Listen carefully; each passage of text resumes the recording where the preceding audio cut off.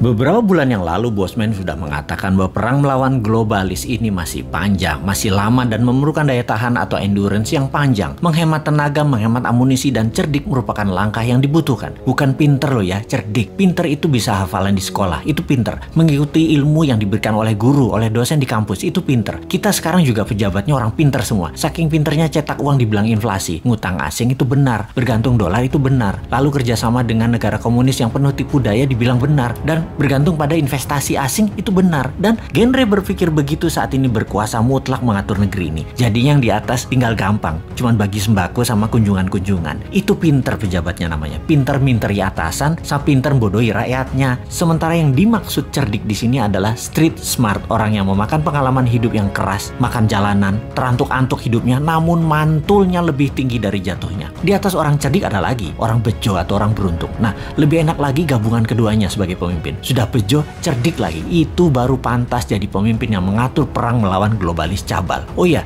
sebelum lanjut kita harus membedakan pebisnis globalis dan globalis cabal. Cabal adalah secret society, lebih menginginkan kepengendalian mutlak atas kehidupan manusia. Cabalis itu sudah pegang kendali atas teknologi, atas informasi, kendali atas komunikasi, sistem keuangan, dan sekarang kendali ke arah dua hal yang penting, yaitu kesehatan serta makanan. Musuh negara tidak berdaulat yang pemimpinnya oportunis itu bukan hanya dua negara besar, Tiongkok dan Amerika, tetapi ditambah juga globalis cabal. Jadi ada tiga musuh sebenarnya. Kita detailkan ketiganya, pengendali negara lemah tersebut. Pola kendali terhadap negara lemah atas dua negara besar dan kelompok globalis adalah tiga strategi Tiongkok, yaitu menggunakan soft power kalau Tiongkok ya. Pertama, kendali atas media massa sebuah wilayah. Nomor dua, kendali atas pejabat pemerintahan wilayah yang ditarget serta anggota parlemennya. Kemudian nomor tiga, kendali atas peraturan hukum dan penegakan hukum di wilayah tersebut. Di sisi lain, strategi Amerika itu menggunakan hard power, yaitu tekanan militer, terorisme, ideologi, humanitarian, menggunakan organisasi multilateral seperti IMF, PBB. Semua adalah tool Amerika untuk menyedot aset harta negara lemah. Strategi globalis cabal adalah pegang sosial media, informasi, dan big data. Mereka bukan mau menguasai wilayah hajat hidup seperti Tiongkok, ambil sumber daya alam seperti Amerika, kendalikan energi dan oil, serta dolar. Bukan. Globalis cabal kendalinya atas data, atas minat interest seseorang, mengubah tindakan perilaku, merubah society,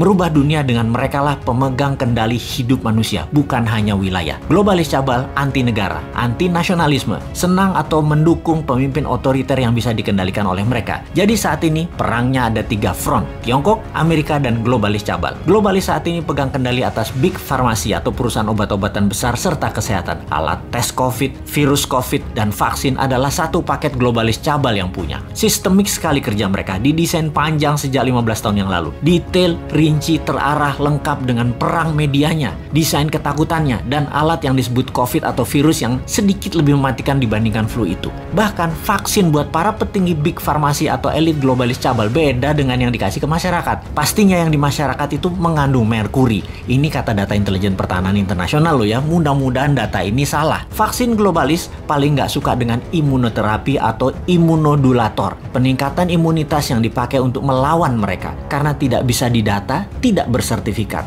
Mereka globalis cabal yang perlu bukan hanya vaksinnya laku, PCR antigennya laku, sebaran virusnya cepat dan meluas, tapi data itu tidak kalah penting bagi mereka. Globalis menyarankan pakai masker dan lockdown di banyak wilayah sesuai dengan saran versi globalis. Semua sudah dibuat protokolnya sehingga efeknya perangnya panjang. Ada yang improvisasi, misalnya pakai imunoterapi lokal, lockdown ringan bergantian, ekonomi jalan biasa, pakai data center satelit sendiri, komunikasi pakai tool negara tersebut sendiri, sosial media punya sendiri, negara tersebut nggak akan rubuh, ekonomi jalan dan COVID musnah dalam sekejap. Anti saran globalis dan melawan mainstream pasti menang. Itulah kenapa di tahun 2019 pertama-tama video Bosman muncul, kita mengingatkan perang yang akan terjadi di tahun 2020 dan tahun 2021 dengan akhir kalimat bertanya, sudah siapkah Indonesia? Untuk apa? Untuk punya Google sendiri, punya Facebook sendiri, punya satelit komunikasi sendiri, punya data center sendiri, punya Twitter sendiri, punya TikTok sendiri, punya begituan deh.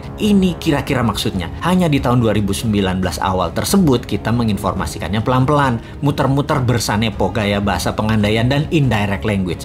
Ternyata nggak paham gaya bahasa beginian. Jawa Timurane bosman metu tak sikat pol saiki. Faktanya perang pandemi ini panjang, 2025 baru bersih. Dan bukan karena virus solusinya, tapi natural herd imunitas solusinya. Terpapar banyak dan sembuh pakai imunitas diri sendiri dibantu booster multivitamin dan mineral. Kemudian perang apa lagi yang akan terjadi? Yaitu perang cuaca atau climate war. Sudah sejak tahun lalu dimainkan. Dan kalau yang ini Rusia ikut bermain. Selain globalis cabal Tiongkok dan Amerika di belakangnya negara sekutu, terutama G7. Mulai nyadar sekarang di mana-mana hujan juga banjir. Kata-kata puitisnya adalah bagai hujan di musim panas. Jadi kenyataan benar karena ya direkayasa cuacanya. Masihkah tidak sadar juga setelah pandemi, maka kesengsaraan lain akan terjadi, yaitu kelangkaan pangan. Sudah siapkah kita? Atau seperti 2 tahun ini, walau sudah diingatkan tetap aja menjalankan semua seakan-akan seperti anak SD gambar pemandangan 2 gunung, matahari, dan sawah. Wapokmu kapan?